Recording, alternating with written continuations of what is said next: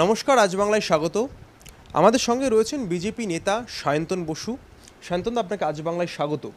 প্রথমে যে বিষয়টি আপনার সামনে রাখবো, সবথেকে ব্রেকিং খবর বলা চলে, যে আমরা এতদিন ধরে দেখছিলাম পশ্চিমবাংলার ঠিক উত্তরের দিকে মুর্শিদাবাদ থেকে শুরু করে তার পার্শ্ববর্তী এলাকায় ওয়াকফ সংশোধনী আইনকে কেন্দ্র করে যেরকম উত্তেজনা হয়েছিল, অশান্তির ঘটনা ঘটেছিল, এবং তারপরে স্বরাষ্ট্র মন্ত্রকের কাছে একটি রিপোর্ট জমা পড়ল রাজ্যপালের তরফ থেকে।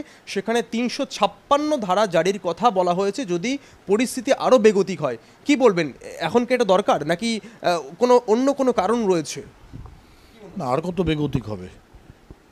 হিন্দুরা সেখানে ঘর ছাড়া, আশ্রয়হীন। মালদা মুর্শিদাবাদের বিস্তীর্ণ জায়গায়, মালদার মোথাবাড়িতে যা ঘটেছে, কিংবা আমাদের মুর্শিদাবাদের এই সমস্ত জায়গায় যা ঘটেছে, এই জায়গাগুলোতে যেভাবে হিন্দুদের ওপর অত্যাচার হয়েছে, আক্রমণ হয়েছে, তাতে তো ভারত সরকারের উচিত ব্যবস্থা নেওয়া। এর দাবি অনেক দিন ধরে হচ্ছে। পশ্চিমবঙ্গে জনসংখ্যার বিন্যাসের পরিবর্তন হচ্ছে। সারা দেশ থেকে হাজার হাজার অবৈধ বাংলাদেশিকে ধরে নিয়ে যাওয়া হচ্ছে। পশ্চিমবঙ্গে একজনও কেন গ্রেপ্তার হলো না? আধার কার্ড এখান থেকে নিয়ে বাংলাদেশি মুসলমানরা গুজরাটে, রাজস্থানে, মহারাষ্ট্রে, মধ্যপ্রদেশে, ছত্তিশগড়ে, দিল্লিতে গিয়ে অসামাজিক কাজকর্মে লিপ্ত হচ্ছে। এখানে তারা আধার কার্ড পাচ্ছে। এবার আপনি প্রশ্ন করবেন, আধার কার্ড কেন্দ্র সরকার দেয়, কী করে পাচ্ছে? তার কারণ তাদের ফলস জন্ম সার্টিফিকেট বা রেসিডেন্সিয়াল সার্টিফিকেট এখানকার তৃণমূলের কাউন্সিলর বা তৃণমূলের পঞ্চায়েত প্রধান করে দিচ্ছেন। তার ভিত্তিতে তারা আধার কার্ড পাচ্ছেন। পশ্চিমবঙ্গের হিন্দু বাঙালিকে যদি বাঁচাতে হয়, আবার যদি দেশ বিভাজনের ভ্রুকুটিকে আমরা এড়াতে চাই, তাহলে অবশ্যই তৃণমূল থেকে বাংলাকে রক্ষা করতে হবে। সেটা হয়তো বিজেপিই পারবে, বা রাষ্ট্রপতি শাসন করে করতে হবে। তার জন্য রাজ্যপাল আরও পরিস্থিতি খারাপ মানে কি বোঝাতে চেয়েছেন? আর কত খারাপ হবে আমার জানা নেই। এরপরে কি গ্রেট ক্যালকাটা কিলিংয়ের মতো পরিস্থিতির কথা বলছেন, যেখানে ৩ লক্ষ হিন্দুকে হত্যা করা হয়েছিল সোহরাবর্দীর নেতৃত্বে? আজকে সোহরাবর্দীর যোগ্য মন্ত্র শিষ্যা, রাজনৈতিক শিষ্যা মমতা বন্দ্যোপাধ্যায়ও তো সেই কাজ করবেন। তার জন্য কি অপেক্ষা করছেন? যদি রেকমেন্ড করে থাকেন এখনই করা উচিত, আর পরিস্থিতি খারাপের প্রশ্ন নেই। President's rule should be imposed immediately. ২৬-এর ভোট একেবারে দোরগোড়ায় বলা চলে। তার আগে যদি রাষ্ট্রপতি শাসন জারি করে বিধানসভা নির্বাচন করতে হয়, তাহলে কি বিজেপি ক্ষমতা আসতে পারবে আপনার মনে হয়? ক্ষমতায় আসার সঙ্গে রাষ্ট্রপতি শাসনের সম্পর্ক নেই। বাংলার হিন্দুকে বাঁচানোর জন্য, বাংলার হিন্দু বাঙালিকে বাঁচানোর জন্য আপনাকে প্রেসিডেন্টস রুল করা উচিত। অন্তত মমতা ব্যানার্জিকে ক্ষমতার বাইরে বার করে দেওয়া উচিত। নয়তো এখানে কিছু করা যাবে না। বাঙালি এখানে বাঁচতে পারবে না, হিন্দু বাঙালি বাঁচতে পারবে না। পশ্চিমবঙ্গ পশ্চিম বাংলাদেশে পরিণত হবে। ভারতবর্ষের অখণ্ডতা রক্ষা করার জন্য মমতা বন্দ্যোপাধ্যায়কে এই রাজ্য থেকে, ক্ষমতা থেকে সরাতেই হবে। মানে আপনি বলছেন যে একমাত্র মমতা বন্দ্যোপাধ্যায়কে ক্ষমতা থেকে সরাতে বিজেপি একমাত্র বিকল্প, বিজেপিই পারে, তাই তো? আর কেউ তো নেই, চোখে তো আর কারোর আপাতত পড়ছে না। 1 বছর পরে কী হবে জানি না, আজকে তো কেউ আর চোখে পড়ছে না। বিজেপি একেবারে সচেষ্ট মমতা বন্দ্যোপাধ্যায়কে সরানোর জন্য। কিন্তু আপনি মনে করছেন যে ২৬-এর ভোটের আগে বিজেপি একেবারে সর্বসম্মতভাবে তৃণমূল কংগ্রেসকে এই রাজ্য থেকে উৎখাত করতে পারবে? আপনি একমত? সে তো ভবিষ্যৎ বলবে। পলিটিক্যালি যদি বিজেপির কর্মীরা সবাই একত্র হয়ে, একজোট হয়ে রাস্তায় নামতে পারেন, বুথে কাজ করতে পারেন, তাহলে হবে, নয়তো হবে না। করতে হবে, এটাই হচ্ছে প্রশ্ন, যে আপনি সবাই মিলে করবেন কি না। সবাই মিলে যদি নামান তাহলে হবে, না তো হবে না। সবাই মিলের কথা বলেন, এখানে একটা জিনিস সব থেকে বলতেই হয়। বিগত কিছুদিন ধরে দেখছি যে প্রাক্তন রাজ্য বিজেপির সভাপতি যিনি ছিলেন দিলীপ ঘোষ, তাকে নিয়ে যে বিতর্ক, যে কাদা ছোড়াছুড়ি চলছে দলের অন্দরেই, আপনি গোটা বিষয়টাকে ঠিক কীভাবে দেখছেন? অনভিপ্রেত হওয়া উচিত নয়। আমি দেখছিও না, খোঁজও রাখছি না। আমার কানে কখনো কিছু আসছে, কখনো ওই মোবাইল সার্চ করতে গিয়ে, সার্ফিং করতে গিয়ে কিছু দেখতে পাচ্ছি। আমি ইন্টেনশনালিও বলতে পারেন, এগুলো খোঁজ খবর রাখছি না। যারা করছেন করছেন, কিন্তু করা উচিত নয়। দিলীপ ঘোষের সঙ্গে কথা হয়েছে? আপনি তো একসময় তার সতীর্থ ছিলেন এবং এখনও তার সঙ্গে ভালো সম্পর্ক তার। না, আমার সঙ্গে কারোর কথা হয়নি। আমাকে অনেক কার্যকর্তা নেতারা ফোন করেছেন, এটা ঠিক কথাই। আমি খুব একটা করিনি কাউকে ফোন, অন্য কোনো দরকারে কাউকে করতে পারি। সেই প্রসঙ্গক্রমে কিছু বিষয় এসছে। দিলীপদার সঙ্গে আমার কোনো কথা হয়নি, বেশ অনেক দিনই হয়ে গেছে কোনো কথা হয়নি। কারণ এখন উনি ব্যস্ত আছেন, উনি বলিও নি কিছু। দেখা হল, বৈবাহিক জীবনের পরে ব্যস্ততা বলছেন? আমি টিভিতেও দেখছি অনেক প্রোগ্রাম করছেন, বিভিন্ন জায়গায় যাচ্ছেন। আমিও অনেকদিন ছিলাম না, কলকাতার বাইরে ছিলাম, আমার সঙ্গে কোনো কথা হয়নি। আগামী দিনে কথা বলবেন যে এরকম কাদা ছোড়াছড়ি চলছে, কি মানে কি হচ্ছে দিলীপ দা, কিছু জানতে চাইবেন? তো সবাই ম্যাচিওর্ড আছেন, আমার বলাতে কে শুনবে আমার কথা?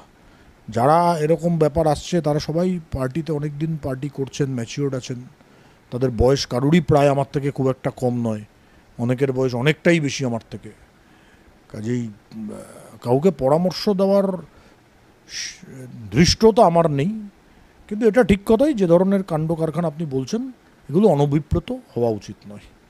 2021 সালের বিধানসভা নির্বাচনের আগে আমরা দেখেছিলাম ঝাঁকে ঝাঁকে, একে যাকে বলে মানে জলে যদি জাল ফেলা হয় মাছ যেমন ওঠে, সেরকম ঝাঁকে ঝাঁকে বিজেপি তৃণমূল থেকে লোক নিয়েছিল, বিভিন্ন বড়সড় নেতারা এসেছিলেন। সেটাই কি কোথাও কি কাল হয়ে দাঁড়াচ্ছে? মানে দলের অন্দরে যিনি দলকে দাঁড় করালেন কার্যত পশ্চিমবাংলায় বিজেপিকে, তার বিরুদ্ধে ক্ষোভ উঠছে, কারা জন্যই কি এটা হচ্ছে?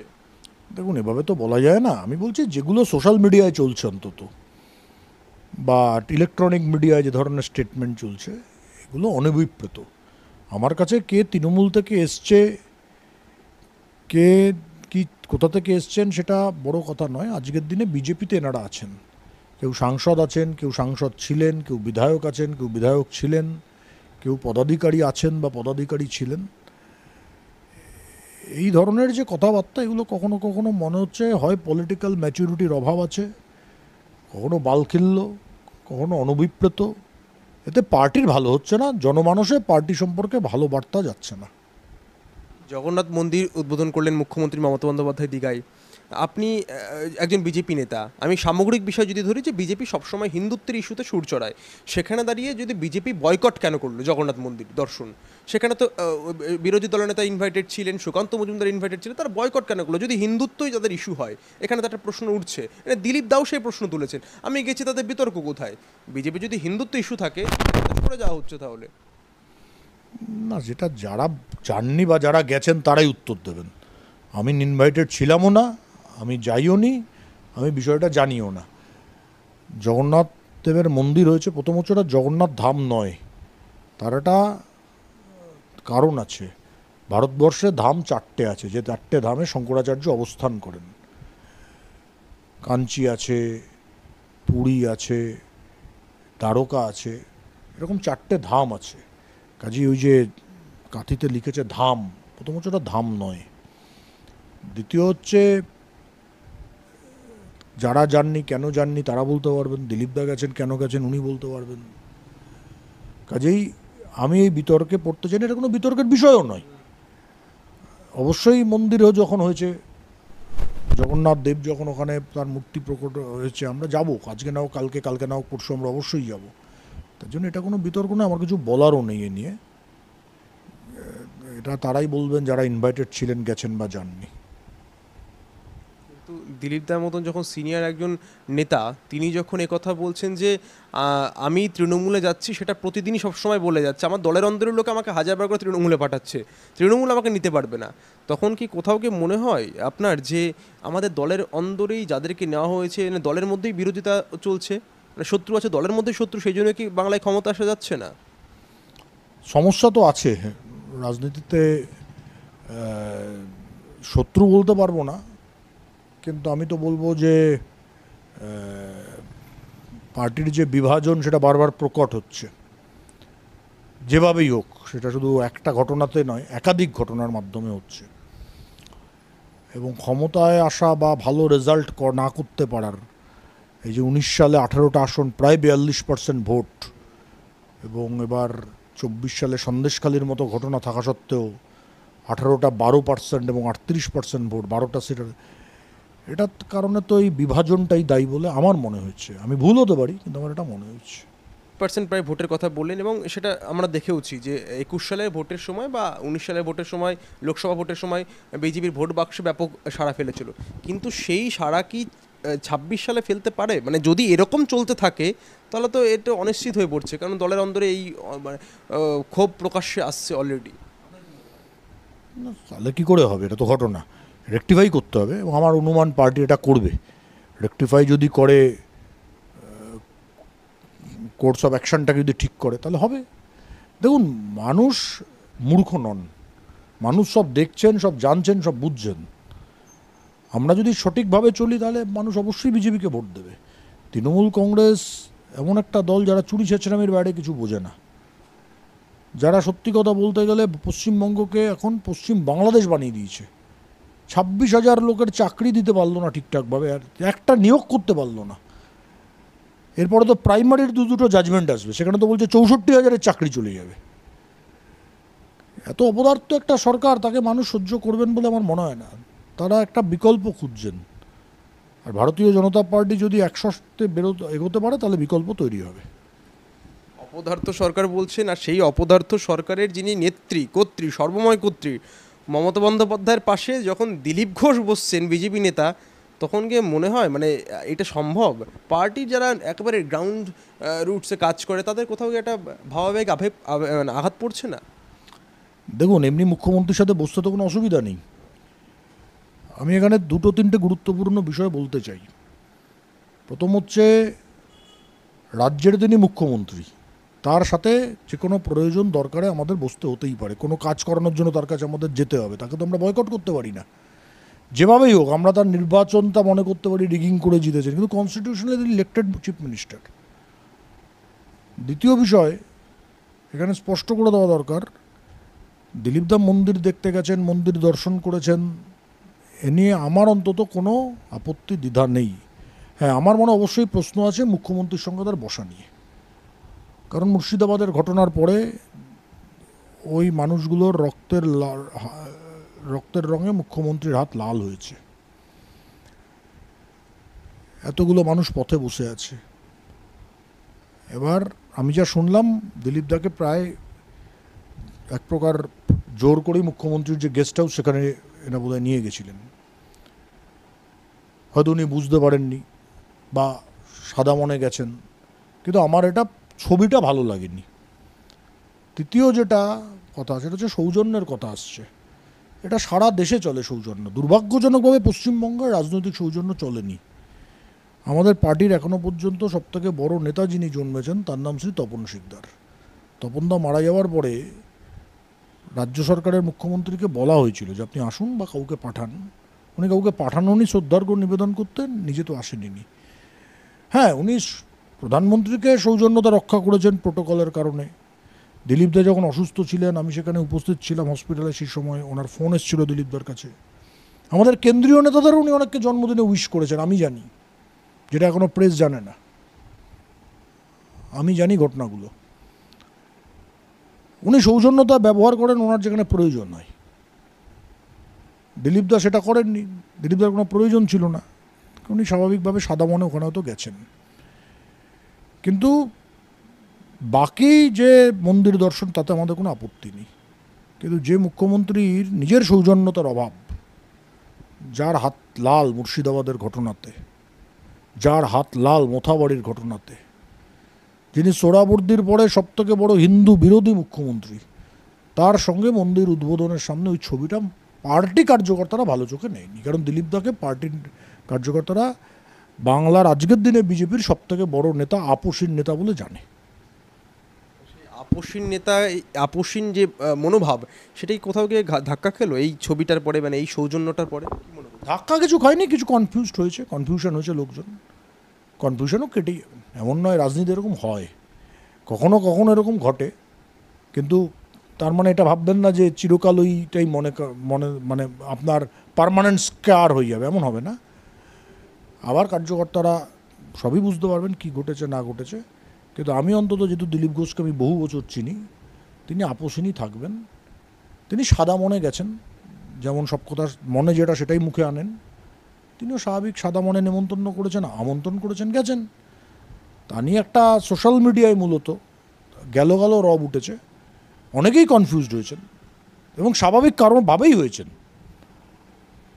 পশ্চিমবঙ্গের বর্তমান মুখ্যমন্ত্রী তো জ্যোতিবাবু মুখ্যমন্ত্রী ছিলেন যখন, তখন উনি কেন্দ্রের মন্ত্রী হয়েছিলেন, রাইটার্স বিল্ডিংয়ে গিয়ে পায়ে হাত দিয়ে নমস্কার করেছিলেন। জ্যোতিবাবুর স্ত্রীর কমল বসুর জন্য শাড়ি নিয়ে গেছিলেন, সেটাও তো প্রচার হতে পারে। এই রাজনৈতিক সৌজন্যতা কখনো কখনো হয়েছে, কিন্তু মমতা বন্দ্যোপাধ্যায় রাজনৈতিক সৌজন্যতায় বিশ্বাস করেন না। তার জন্য এটাও দিলীপদার বোঝা সে সময় মনে হলে ভালো হতো যে এটা ওনার বিরুদ্ধে তৃণমূলই ব্যবহার করবে, এবং সেটা এখন তৃণমূল করছে। এবং তৃণমূলের যারা সমর্থক তারা দিলীপদাকে কার্যত স্বাগত বলছে, জয় দিলীপদা এরকম স্বাগত করছে, ফুলমালা দিচ্ছে। অন্যদিকে বিজেপির যারা কর্মী তারা তাকে গালিগালাজ করছে, যখন মেদিনীপুর থেকে ফিরছিলেন তখন কোথাও গিয়ে অনীহা দেখা দিচ্ছে, দিলীপ ঘোষকে বয়কট করো। এই যে পরিস্থিতি, মানে তৃণমূল স্বাগত করছে, বিজেপি বয়কট করছে, কাকে করছে? সেই দিলীপ ঘোষ যে বিজেপিকে এতগুলো সংখ্যার সিট দিল ভোটে একের পর এক নির্বাচনে। না, এখানে বিজেপির যারা গণ্ডগোল করেছে আমার কাছে যা খবর আছে ওর মধ্যে কিছু তৃণমূলের লোকও ছিল, এবং তাদের মধ্যে নাকি কারা নাকি মমতা ব্যানার্জি জিন্দাবাদও বলেছে, এমন আমি শুনেছি। এগুলো স্বাভাবিক হয়, তৃণমূল কিছু লোকজন ঢুকিয়ে দেয় বিভিন্ন জায়গায়, আর যারা তৃণমূলের লোকজন ফুল দিচ্ছে তারাই আবার দুদিন পরে দেখবেন এই দিলীপ ঘোষের সামনে অবরোধ করবে, তারাই দুদিন পরে করবে, এই দিলীপ ঘোষের সামনে ঝামেলা করবে, অবরোধ করবে। পলিটিক্সে এগুলো ঘটে, কিন্তু এটা বাস্তব কথা।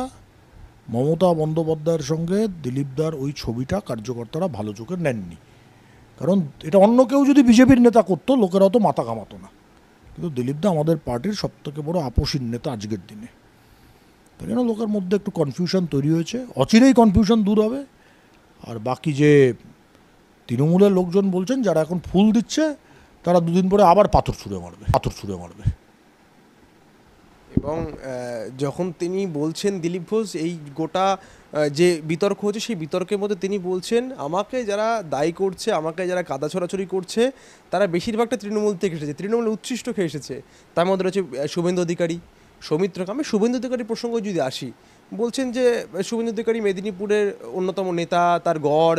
সেখানে দাঁড়িয়ে দিলীপ ঘোষ যখন গত ইলেকশনে তাকে বর্ধমানে পাঠানো হয়েছিল, তার মূলে কি শুভেন্দু অধিকারী হাত, এরকম কিছু মনে করছেন কি? তো কেন্দ্রীয় নেতারা বলবে কেন পাঠিয়েছিলেন। শুভেন্দু অধিকারী তো ডিসিশন মেকার না, তিনি রেকমেন্ড করতে পারেন, কিন্তু ডিসিশন মেকার তো পার্টির সেন্ট্রাল লিডারশিপ। কারা রেকমেন্ড করেছিলেন, কি করেছিলেন সেটা কেন্দ্রের নেতারা, আমরা তো জানি না, আমাদের সঙ্গে তো আলোচনা হয়নি। কিন্তু এটা নিঃসন্দেহে বলা যায় ওই সিট আমরা জিততাম যদি দিলীপ ঘোষ ওখানে প্রার্থী হতেন। দিলীপদা নিজে মুখে স্বীকার করেছেন একেবারে সাংবাদিকদের মুখোমুখিতে যে আমাকে সরানো হয়েছিল, পার্টির কারো ক্ষমতা নেই, আমাকে আরএসএস রিকোয়েস্ট করেছিল তাই আমি সরেছিলাম, আমি করতেই চাইনি ওখানে বর্ধমান সিটে। সেটা হতেই পারে, সেটা তো হতেই পারে, কিন্তু সিদ্ধান্ত তো কেন্দ্রীয় নেতৃত্ব নিয়েছেন, জিজ্ঞাসা করতে গেলে তাদের করতে হবে। আপনি একটা রেকমেন্ড করতেই পারেন, আমিও রেকমেন্ড করতে পারি, কিন্তু কোনটা সঠিক রেকমেন্ডেশন কোনটা ভুল রেকমেন্ডেশন সেটা তো কেন্দ্রীয় নেতৃত্ব করবেন। তারা কি বলে করেছেন, তারা কেন করেছেন সেটা তারা বলতে পারবেন, আমি তো জানি না। তাহলে কি মনে হচ্ছে যে সেই মানে ভুল রেকমেন্ডেশনই কেন্দ্রীয় নেতৃত্ব ধরতে পারলো না? হয়, ভোটে অনেক সময় হয়, অনেক কিছুতেই হয়, শুধু একটা কেন, বিধানসভা তো হয়েছে, 21 সালে হয়েছে, 19 সালের লোকসভা তো হয়েছে। 19 সালের লোকসভায় আমরা তো ভালো সিট পেয়েছি, তাও আমি বলতে পারি 2-3টে লোকসভা এমন ছিল যেখানে যদি প্রার্থী পরিবর্তন হতো আমরা তো জিতে যেতাম, এটাও ঘটেছে। এগুলো তো যে কোনোগুলো ঘটে, তো অ্যাজামশনের ব্যাপার। আপনার তো সাবজেক্টিভ জাজমেন্ট, এগুলো অবজেক্টিভ জাজমেন্ট নয়। অনেক সময় ক্যালকুলেশন কম্পিউটেশনে ভুল হয়। 85 সালে যখন 84 সালে যখন লোকসভা ভোট হয়, পার্টির সবথেকে বড় নেতা ছিলেন অটল বিহারী বাজপেয়ী, তিনি গোয়ালিয়রে গেছিলেন নির্বাচনে লড়তে, তিনি পর্যদুস্ত হয়েছিলেন। ওনাকে অনেকে বলেছিলেন যে আপনি গোয়ালিয়রে যাচ্ছেন রাজা মাধবরাও সিন্ধিয়ার বিরুদ্ধে লড়াই করতে, গোয়ালিয়র রাজঘরানা, ওর বিরুদ্ধে লড়াই করে জেতা যায় না। উনি মানেননি, গেছিলেন, কিন্তু সেদিন সেটা ওনার ভুল সিদ্ধান্ত ছিল। তারপর থেকে উনি আর গোয়ালিয়রে কখনো প্রতিদ্বন্দ্বিতা করেননি। কাজেই এই ধরনের ভুল সিদ্ধান্ত অনেক সময় হয়। মুখ্যমন্ত্রী তো শুভেন্দু অধিকারীর বিরুদ্ধে লড়তে গিয়েছিলেন মেদিনীপুরে, ওটাও কি মুখ্যমন্ত্রীর ভুল সিদ্ধান্ত ছিল শুভেন্দু অধিকারীর বিরুদ্ধে লড়াটা? স্বাভাবিক আছে, ভবানীপুর উনি কমফোর্টেবল, উনি গেছেন নন্দীগ্রামে। এবার এগুলো ঘটে অনেক সময়, অনেক সময় ধরনের রাজনীতিতে ভুল সিদ্ধান্ত হয়। উনি ভেবেছিলেন আমি সারা ভারতবর্ষ বাংলায় জিতব, কিন্তু হয়নি। নন্দীগ্রামে হেরে গেছেন, ভবানীপুর হলে তো জিততেন সে সময়, পরে অবশ্য ভবানীপুর থেকে উনি জিতেছেন।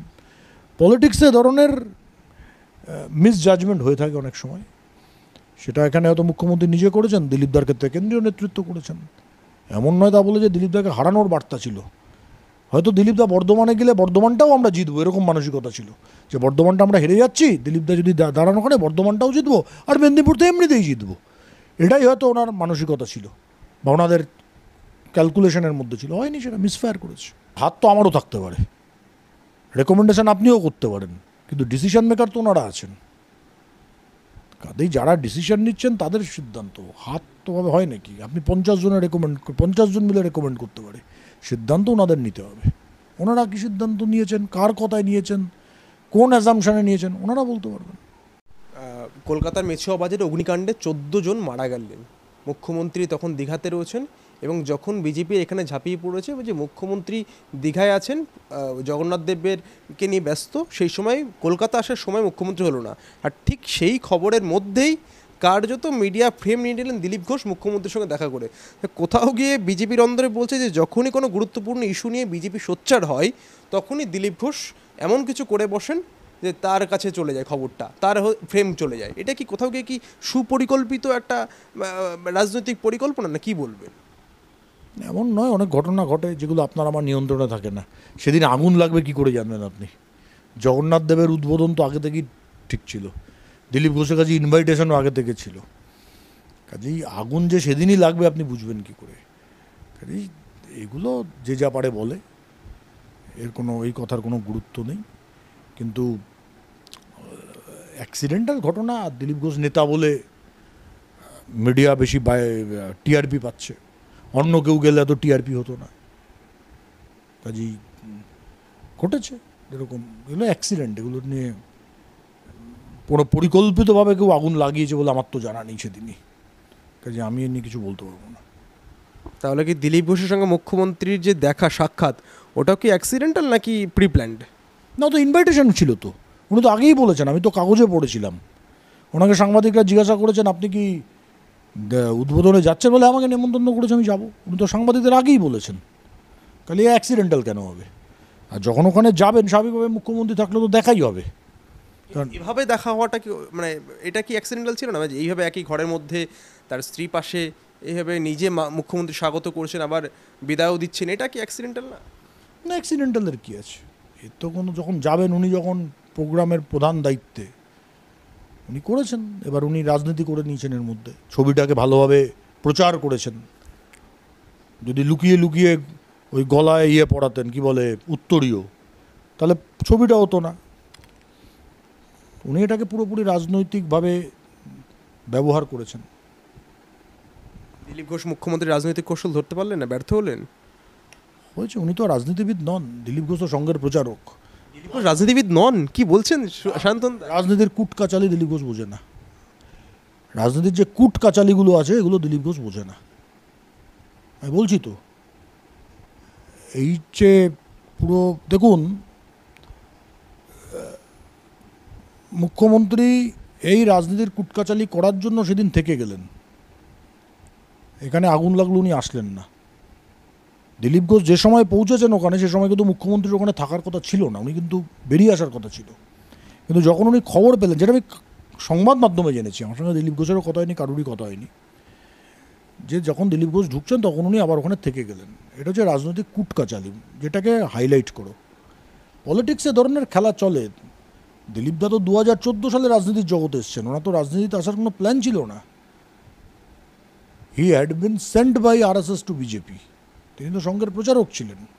আমরা 30 বছর 25 বছর বিজেপির সঙ্গে যুক্ত। দিলীপ দা তো সরাসরি এসছেন, পার্টির জেনারেল সেক্রেটারি হয়েছেন, রাজ্যের নেতৃত্ব দিয়েছেন, পার্টির প্রেসিডেন্ট হয়েছেন, অল ইন্ডিয়া ভাইস প্রেসিডেন্ট হয়েছেন, প্রথমবার ভোটে লড়ে বিধায়ক হয়েছেন, পরের বার ভোটে লড়ে সাংসদ হয়েছেন। তারপরেও রাজনৈতিক এই কুটকাচারি বুঝতে পারছেন না দিলীপ ঘোষ। মমতা ব্যানার্জি কী জিনিস বুঝতে অনেককে অনেক কাঠখড় পোড়াতে হবে। কেন্দ্রের নেতারা বিজেপির এখনো ধরতে পারেনি মমতা ব্যানার্জি কী জিনিস। মোদি অমিত শাহ।